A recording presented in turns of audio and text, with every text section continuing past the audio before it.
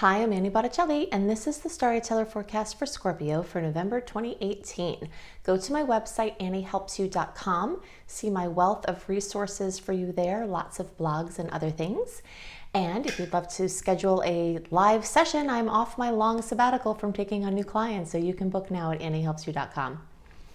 So what's going on this month? We've got more beautiful aspects, and more beautiful aspects than challenging ones. It's a very rare month when we have a massively increased amount of positive transits and a very small amount of challenging transits. You know, it always seems like we've got these sweet spots, they're always coupled with this like, but this month we've got so many sweet things and just a couple of things to look out for.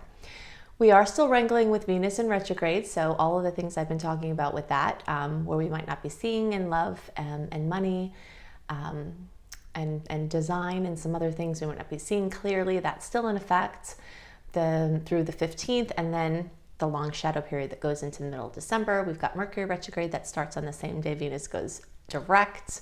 So we've got those things going on, but all that sweetness continued. So much is going on for Scorpio. I have a Scorpio close to me, as you probably know, some of you know, and just watching the amazing changes that are going on for Scorpio energies right now. I'm seeing it in the charts. I'm seeing it in real life, you know, and it's just so wonderful. So that is expanding and continuing at this time. We also, our big star of the show this month is Jupiter is changing signs. Jupiter has been in your sign for the last year. Now Jupiter is moving into Sagittarius. It's much more comfortable in Sagittarius because that is the planet or the sign that it rules. So when a planet's in its own sign, its potentials reach out even further and sparkle brighter, especially with Jupiter. It's a sparkly kind of planet. So Jupiter is the great benefic, the bringer of luck and fortune and growth and opportunities and expansion. And that is going to a certain place in your chart. Okay, so for the early degree placements, you're having this start to move into your second house. Middle degree, you'll follow suit pretty soon. Later degree placements, you still have a lot more time within in the first house. So I have a surprise planned for you. For 6 years, I've been doing these horoscopes, so I'm in a celebration of my 6-year anniversary doing YouTube horoscopes, and also in celebration of Jupiter moving into Sagittarius, I have finally taken the extra time to work in a visual of the early, middle, and late degree charts. When I do horoscopes, I look at 3 charts. I don't just look at 1 chart. That makes things more complicated for me and also in the explanation and for you in the listening. But I'm going to show you finally why I do that. Okay, so I'm going to talk a little bit about some general things for Jupiter right now. Then I'm going to click over to the audio that I made for you that shows Jupiter in the early, middle, and late degree chart and its different placement. Then I'm going to come back to you after that and talk about the implications of Jupiter in the different placements for Scorpio. So with Jupiter, we want to go big, okay? So anything that you're trying to do, especially in the arenas that we're going to talk about specific for you, you want to really go big, because if you fall short, then you've still gone so much further. You want to plant as many seeds as possible, and you want to understand expansion as a relative topic, okay? So relative expansion is different. So like, let's say someone moves out of a house into a bigger house, they feel expanded. Well, someone else could move out of a super huge house into a little tiny place and feel expanded because they don't have their mortgage anymore, or because they have less they have to manage. So expansion is a relative term. Also, expect more freedom and look forward to relief in certain areas of life. And remember that Jupiter can bring up weak links. So if you have an exacerbation of some trouble or some things, it's trying to seek a solution. Jupiter seeks solutions. So usually with the exacerbation is simultaneously this solution that's being offered. Okay, the biggest thing with Jupiter and Sag is to maintain balance, because things can get really, blown out in a big way, for better and worse. Okay, so now I'm going to show you the charts. Now, if you're not a person that's interested in the visual here and you want to skip over that, you can just fast forward through the parts where you see the charts on the screen and come back to when you see me on the screen. But I'm going to caution you that I really think it's worth a few minutes to sit and listen to it, because you're going to learn some things here that most people have not seen before. Many people who do astrology may not have any idea about this. And it will give you a visual framework for the things that I talk about every month with the early, middle, and late degree placements, because the charts really do look different depending on what area of Scorpio you have, what division of Scorpio you have. Okay, so here are the charts. Okay, so here it is finally. My intention for showing you this is so that you can see why I talk about early, middle, and late degree placements, and so you can see clearly, visually, how the placements in the chart shift clockwise as you get later in the sign for your birthday, or later in degree if you're watching for your rising or your moon. So we're working with early degree here. I chose 4 degrees because 4 degrees is midway between the 0 and 9 degrees that are the early degree placements. Then we have 14 degrees here because that's midway between the 10 and 19 degrees of the middle degree placements. And then we have 24, covered that a little bit, 24 degrees here because that is midway between 20 and 29 degrees, which we have for the late degree placement. Okay, so there are a million wonders we can discuss by looking at these charts, but my intention for showing you is to show you Jupiter, which is what we're talking about this month specifically, how where it's going is going to shift depending on your placement. Okay, so here's our buddy, Jupiter, imminently moving into the 2nd house as Jupiter moves in early in November after the first week or so. So Jupiter is going to be accentuating the 2nd house. We'll talk about the implications of that after this little tutorial here. All right, so you can see for the middle degree placements, Jupiter is back a little further. See how there's a difference here? And it's going to take a little longer. You know, these energies start brewing before they get there. So a sensitive person who's a middle degree person will very easily start to see the manifestations of Jupiter in the 2nd. But you late degree people, check out Jupiter all the way over here. Jupiter is more really starting to get cooking in the 1st house, not the 2nd. All right, so it's going to take a while. It'll take probably at least 6 months for that energy for some of you to start to really get into it. Then it's going to retrograde and kind of pull back and then take longer. So you might get little whispers of it, but the expansion for you that Jupiter has now is in the 1st house. Your middle degree placements, you've got kind of both going on once at this time, and then soon to be kind of favoring the 2nd house, but depending on your middle degree placement, it's going to be staggered as far as how many months it takes to fully get in there. And you early degree placements, you're raring to go with Jupiter revving up your finances.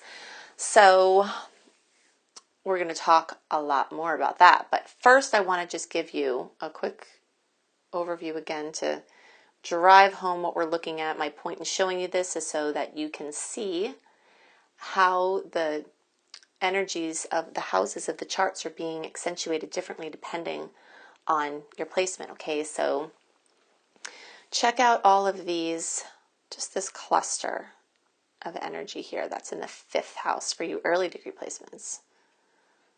Okay, then you move over for the middle degree, and that same thing that was in the 5th house for early, you can see it's part in the 4th and part in the 5th for your middle. Okay. Then for you late degree placements, what was in the 4th and 5th for the middle, that's fully the 4th for you.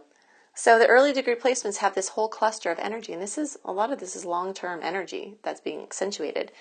The longer it takes a planet to get around, the longer it takes for the later degree placements to catch up with where the planets are. Okay, so you see how this really changes. We'll just get the middle degree out of here for a second because that's usually rides the line between. But look at the difference between these charts. I'll move that over a little bit so you can see it better. You see? Look at how look at all these things. Look at all that energy there, but then look at here. You see? All right, so those are the things I wanted to show you. Now I'm going to talk about what Jupiter can help you with and work with, bring to you when it's moving into the different houses for each of your placements. One more thing while we're looking at the charts is to talk about birthdays. So happy birthday to most of the Scorpios, and also for those of you who are watching for your rising sign, or your moon sign, the time when the sun in the sky crosses over your Scorpio placement, it can carry some similar energies of rebirth and infused creativity and passion and excitement the same way the solar return can. So I just wanted to show you here visually what a solar return looks like. Solar return is when the sun in the sky gets back to the same point that it was at when you were born. So we can see here this person born November 3rd, 1974, on November 3rd, 2018, at 5:14 a.m., they have, or at least London time, they have their solar return. And so the sun is getting back. See, the sun has moved through the whole year throughout its orbit. Well, of course, the sun doesn't really move, right? But from the perspective of astrology, when we're looking at the transits, it's a heliocentric reality with the Earth being in the center. So in any case, the sun over the year moves around. And so when it comes back to the place that it was at when the person was born, that is the solar return. So that's the birthday. And on birthdays, the universe is more receptive to our desires. This connecting of the sun back with the sun creates a portal, which makes the universe more receptive to your desires. The sun rules what we want. So that's where birthday wishes come from. They're astrological. So brilliant astrologer Jan Spiller says we get 10 birthday wishes. And so you say them out loud, you write them down, and you feel them as if they were already true. So if you want to see more about how you can maximize your birthday wishes, search for Annie making wishes come true. And, or you can just look for Annie Botticelli making wishes come true. I think it comes up if you just put Annie making wishes come true.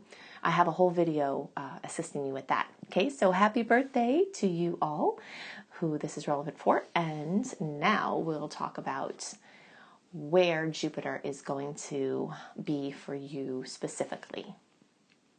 Now, wasn't that exciting?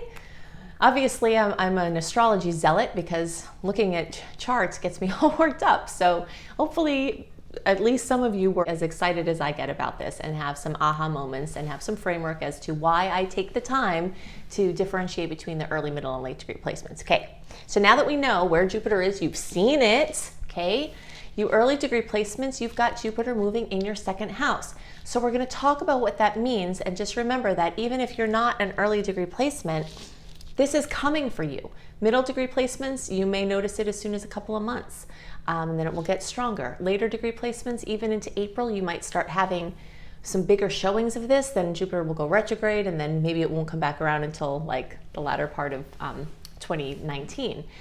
But it's coming for everybody. It's just a matter of the timeline.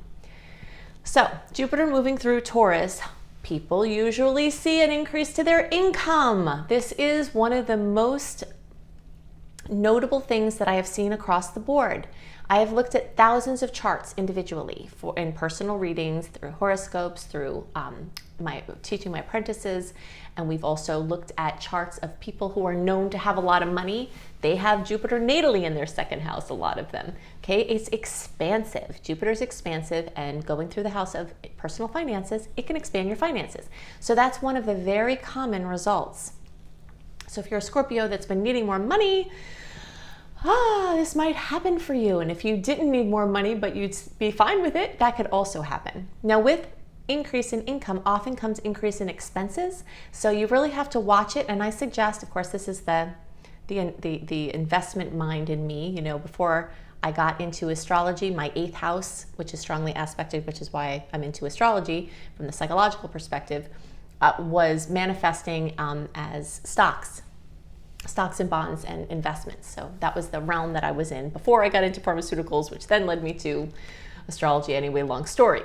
But this energy of, investing and saving, I just want to mention it because when your income increases and your standard of living increases, a lot of times you find yourself back in the same situation. Like, I'm still living paycheck to paycheck, but I'm making like several times more than I was. How is this happening? Try to not drastically increase your standard of living so that you can do some things with the money, and definitely put some money away each, month or week or whatever to save. and to put towards, you know, expanding, like for investment money. Okay, so this also can mean more stuff. This is a house of material things. So an increase in the amount of things you have. These can be high dollar items. This can be low dollar items, but a bunch of them. So material world being very much enriched and enhanced. Also, this is one of the houses of comfort. So finding yourself be more comfortable and more lavishly treated with these resources is a likely thing to come up. Now, there are certain people who use this the other way and move more towards sustainability. And there are some people that find the line, you know, where more lavish, but just eco-friendly, lavish things. So it's the energy of lavishness is in the same house as the energy of sustainability and living more simply and having things stretch further. So this is also has to do with your values. So drastically changing how you value money and what you value. Again, it can go in either direction. You may decide you want to really pare down, or you may decide you're really stepping it up. Sometimes a major purchase or sale comes in during the time that Jupiter is in the second house, something very notable. A lot of times something you've always wanted or something that you'd be very excited about. Okay, so your value of yourself can also increase in this time, and so your self-worth, your awareness of your self-worth, and sometimes that's part of where the income comes from. Because we know, you know, interviewers will tell you, they're interviewing for a job, someone walks in a room, you know that whether you're going to hire them or not, you know. So having confidence about something can really change what you attract as far as your finances. So hopefully that will manifest in some good positive self-esteem boosts for you. So for the rest of you, it's not there yet. It's in the first house still. This can bring a tendency to focus on your health and vitality. Some people will gain weight that they don't want. Jupiter's expansive energy moving through the first house. And if you're an early degree person and you've gained weight during the time that Jupiter was moving through your first house, that might be why, because it's expansive energy moving through your physical body house. So that can happen. Now, if you're trying to build muscle, you're trying to build strength and stamina, this is amazing. But you do have to watch out a little bit for self-indulgence and have to convert that energy alchemically, if you're feeling more lazy, to activity, you know, and then you can use it for the muscle building instead of the weight building if that's not what you're wanting. A lot of people feel like a clean slate, you know, this energy of Jupiter moving through the first house is like a clean slate, where how you see yourself, what you put out into the world, what you see yourself as, even, you know, your profession or anything, you know, your viewpoints can very radically change during this time. And again, this is a self-esteem foundation as well. So you may see things improving as far as how you're looking at things. Also, hope and enthusiasm and optimism can come here. You know, Scorpio energy has a lot of gifts. But one of the natural gifts of Scorpio, unless someone has other placements in their chart to offset this, optimism and being positive is not like a Scorpios want to, they're analytical. They can cut past the bull crap. You know, they're looking to see what someone's motive is or their agenda. So they're looking at life through that lens very often. And sometimes that can be a bummer, you know, because humanity is challenged in a lot of ways. And the more we look at things like that, the more, you know, you can feel disconcerted. But Jupiter moving through Sagittarius, especially now moving into the first house, can help to lift some more positivity and help you to lift you out of the abyss. You know, if you find that you spiral into an abyss of Scorpio energy, this can help to bring more buoyancy to you. Okay, so these are the things that are most on my mind for Scorpio. Now I want to talk about these sweet dates, these ones to watch out for. I'm going to tell you the aspects that are occurring on those dates and some things to expect with those, as well as talking about some other implications of Jupiter moving through Sagittarius. So my theme of the month of November 2018 for all signs is defiant optimism and relentless hope. And I'm getting this from the energy of Jupiter in Sagittarius. We've just talked at length about how Jupiter in each of the houses of, your individual sign can bring that energy of Jupiter into certain areas of your life.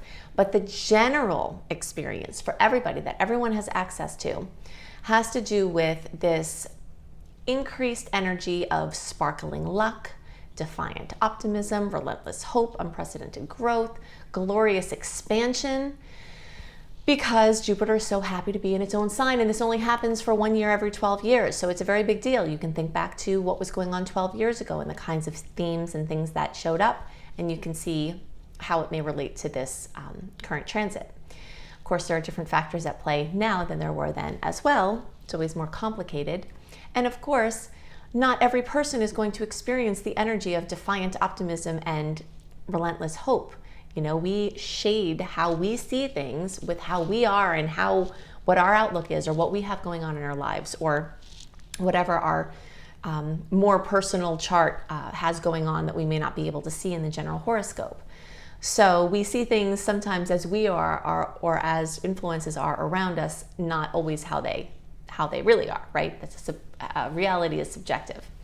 But in any case, this energy of teaching, learning, speaking, writing, publishing, religious, spiritual work, international travel, international business, global connections, different countries, different cultures, different languages, general expansion, general happiness, general freedom is this theme that's running through for the next year, from the end of 2018 through the end of 2019. So Jupiter is the natural ruler of Sagittarius in the 9th house. It's most happy here and exuberant. We can see this energy of one's perceptions or beliefs being broadened. Many people will have learning frenzies where they feel so driven to learn more, and the things that they're learning may be more diverse in nature. Maybe they'll go headlong into one course of study, or maybe it's a general course of study under which there are lots of little pieces. Jupiter likes to get its fingers in a lot of pudding pies. So Jupiter favors breadth, sometimes even over depth. It's the more seeds you plant now during this time, the more plants can grow from the seeds that you've planted over the next 12 years. So zealotry with a belief system or studies can definitely happen because Jupiter is the energy of excess. So we'll see this extra oomph being added to however Jupiter is manifesting. So the energy of legal matters can also come through in a very big way. One of the rulers of the legal realm is Sagittarius and the 9th house. So sometimes there's an amplification of a problem that's already brought to the law. Sometimes, this escalation brings it, but it will very likely be in the forefront over the next year. So we still have Venus retrograde until the middle of the month, and so we're not going to be seeing clearly in love, beauty, and money in many regards. However, Venus retrograde can also bring in things that we planned to do for a long time, things that we were hoping for, things that we were working towards can magically start to come in wonderful ways. If there are issues in love, self-esteem, or money or finances, sometimes those issues come back up to be dealt with. Sometimes things that we've dealt with in the past now come in as blessings in this time. So definitely check out my resources. I've done so much work for you on Venus retrograde, but I'm not going to get into that here because you can look at the October horoscope to see where Venus has been working in your sign. You can also look up Annie Botticelli, Venus retrograde, to find my blog, very comprehensive, and my video, very comprehensive, that tells you everything that you need to know about Venus retrograde and how to navigate the transits. We are also going to have Mercury going retrograde. So that is another factor here that has to be taken into consideration. On the 15th, we have the retreat of Mercury from 13 degrees of Sagittarius back to 27 degrees of Scorpio. So that rolls until around December 6th. And then the post-shadow period runs until around the 24th of December. So if you're trying to focus on Christmas shopping or whatever other holidays you celebrate, the later kind of last minute shoppers will probably benefit more here, because by the time you're getting into mid-December, a lot of the shadow period of the Mercury, retrograde and post-transit shadow period will have passed. So you're better off doing it later, because there are a lot of factors involving money. But, you know, follow your flow. If you're feeling inspired, just do your thing. But you will notice, if you track making purchases when Mercury's in retrograde over time, that they tend to come in broken or the wrong size, or you don't like it or the person doesn't like it. It increases the odds of communication about what people want and about what you're ordering. So the energy is more clear towards the middle of December. So, you know, the couple of weeks before the holiday times. So now, since we've found this amazing truth that there are more positive aspects this month than there are negative aspects, and there are a massive amount. This is a very rare month indeed. I want to touch on some of those beautiful aspects. First, I'm going to give you the dates that the positive aspects happen. And remember, when I give you the dates, that sometimes you feel the expression before or after that day. Don't cling too tightly to the actual day, because there are orbs of energy around each transit that can manifest in the days before or after. So November 1st, these are the sweet days, or the sweet aspects. November 1st, 5th, 6th, 7th, 8th, 9th, 11th, 15th, 20th, 22nd, 23rd, 25th, 26th, and 27th. So within all of that, we also have some of the best, beautiful aspects of the year, with Jupiter coming together with personal planets that can bring amazing luck, some of the luckiest days of the year. So we have those wrapped up into this, okay? So the likelihood of stress, challenges, and overstimulation, or all general awkwardness, is more likely in the days around the 15th, 19th, 22nd, 23rd, and 30th. So you notice a lot less here, a lot less. We start out November. Oh, and by the way, I'm going to give you a quick rundown of some of the main transits and what you can expect with them. But to get more details about this and a written version of it, definitely go to my website, anniehelpsyou.com, and sign up for my free email newsletter, and you will get a month ahead the written version of the transit so that you can plan around it, because I know many people, including myself, do that.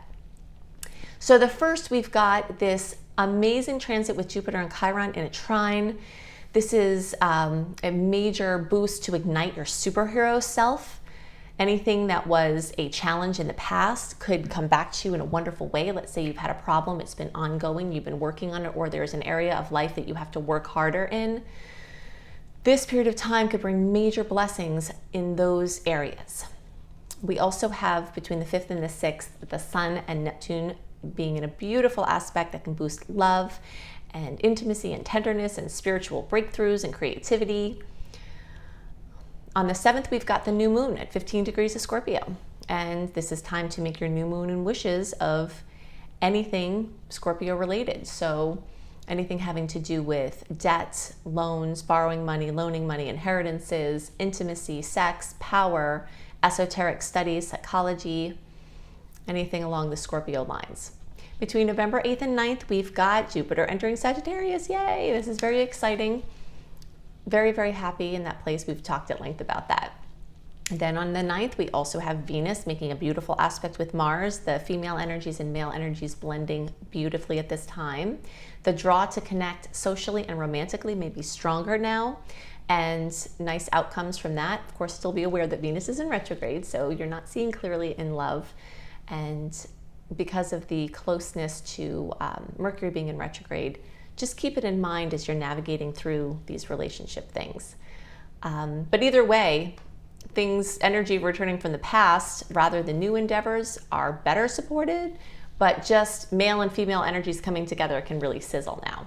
It's also great for charisma and creativity and overall sweetness.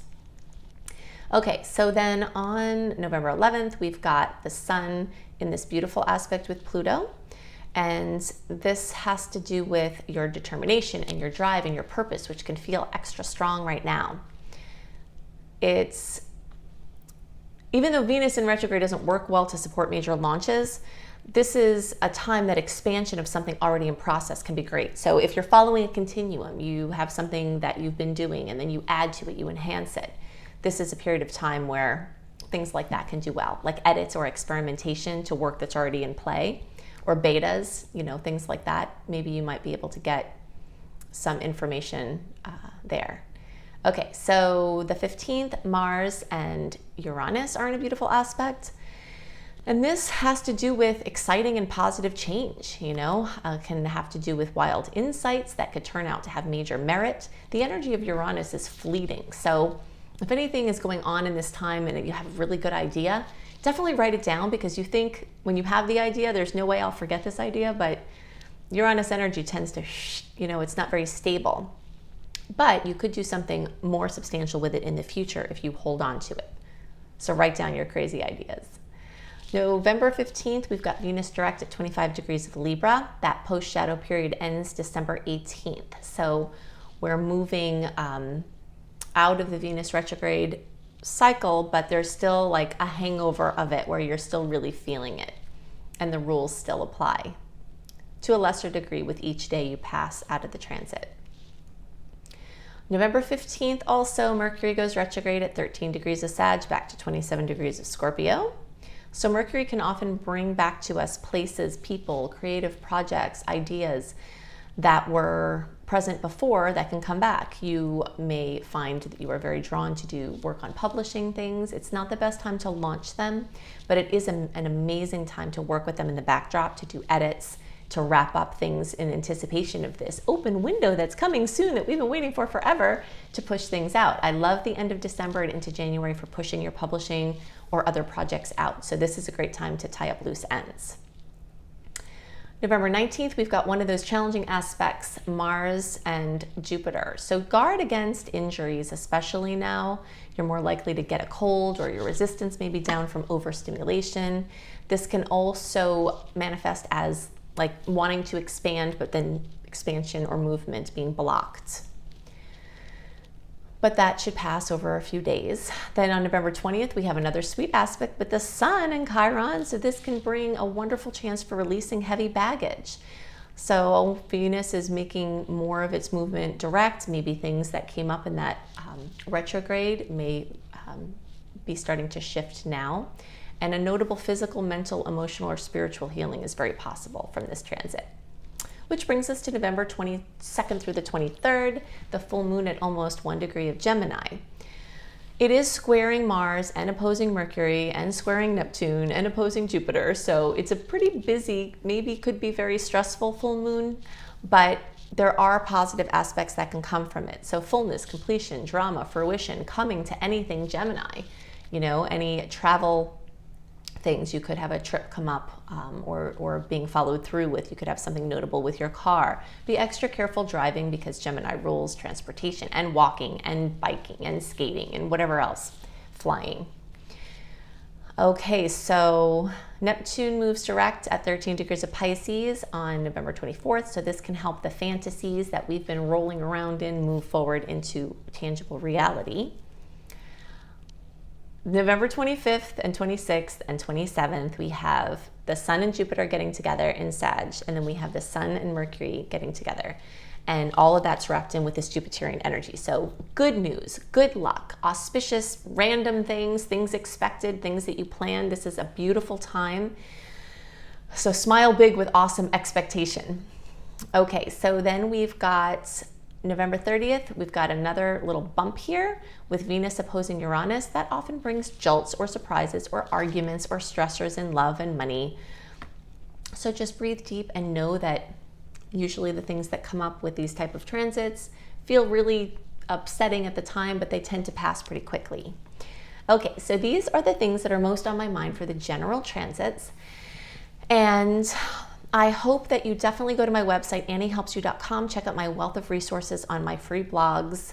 Also, you can sign up for my free email newsletter and get updates as far as these newsletters that I send out with the month ahead written. Also, when I update my written horoscopes at cozybysweetstarlight.com.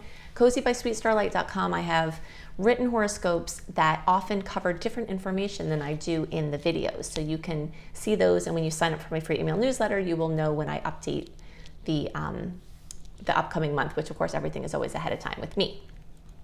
Then if you're a traveler, go to astrologykissedtravelbliss.com. That is my travel astrology website where I do monthly travel astrology reports if you're traveling, special transits to note for travelers. And if you want a reading, I am still open. I have been closed for a long time on sabbatical from taking on new clients, but if you'd like to have me look at your chart, go to anniehelpsyou.com and you can book a reading with me live.